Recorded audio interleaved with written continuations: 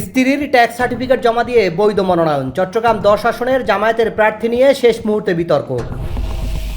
আসন্ন জাতীয় সংসদ নির্বাচন উপলক্ষে নির্বাচন কমিশন তাদের ওয়েবসাইটে প্রার্থীদের নির্বাচনী হলফনামা ও ট্যাক্স সার্টিফিকেট এবং রিটার্ন প্রকাশ করেছে।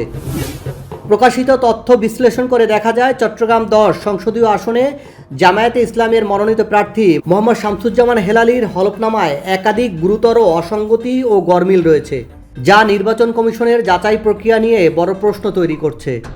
আরপিও সংশোধনী 1972 এবং নির্বাচন কমিশনের হলফনামা সংক্রান্ত বিধিমালা অনুযায়ী একজন সংসদ সদস্য প্রার্থীকে নিজের নামে বৈধ আয়কর রিটার্ন ও আয়কর সার্টিফিকেট সহ হলফনামায় জমা করতে হয়।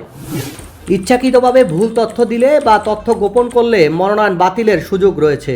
কিন্তু নির্বাচন কমিশনের ওয়েবসাইটে প্রকাশিত হলফনামায় দেখা যায়, প্রার্থী মোহাম্মদ শামসুজ্জামান হেলালির নামে কোনো আয়কর রিটার্ন সার্টিফিকেট সংযুক্ত নেই, বরং সংযুক্ত রয়েছে তার স্ত্রী ফাহমিদা কাদেরীর আয়কর রিটার্ন সার্টিফিকেট। এখানে স্বাভাবিকভাবেই প্রশ্ন উঠে, আইন অনুযায়ী একজন প্রার্থীর পরিবর্তে তার স্ত্রীর ট্যাক্স সার্টিফিকেট কি গ্রহণযোগ্য? তাহলে নির্বাচন কমিশন কোন যুক্তিতে ধরে নিল যে তিনি নিয়মিত করদাতা? এই ক্ষেত্রে মনোনয়ন বাতিল না করে বৈধ ঘোষণা করা হলো কোন যুক্তিতে? শুধু এখানেই শেষ নয়, নগদ অর্থের হিসাবেও দুই নথিতে দুই চিত্র। নির্বাচনী হলফনামায় প্রার্থী শামসুজ্জামান হেলালি তার নগদ অর্থ দেখিয়েছেন 2,16,318 টাকা, অথচ এখানে আবার শামসুজ্জামান হেলালি নিজের ট্যাক্স রিটার্নে দেখিয়েছেন তিনি 2,15,73,160 টাকার রিটার্ন জমা দিয়েছেন। অর্থাৎ দুই নথির মধ্যে নগদ অর্থের পার্থক্য প্রায় 2,13,00,000 টাকা। তাহলে এই 2,13,00,000 টাকার আয়ের উৎস কী?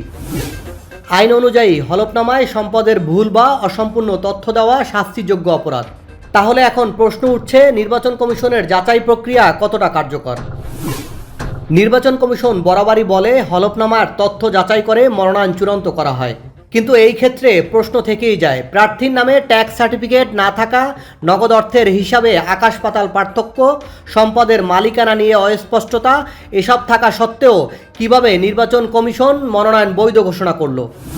যে ব্যক্তি নির্বাচন কমিশনের সঙ্গেই এত বড় বাটপারি করে দিব্যি নির্বাচনে অংশ নিতে পারে, সেই ব্যক্তি জনপ্রতিনিধি হয়ে জনগণের কতটা কল্যাণ করবে?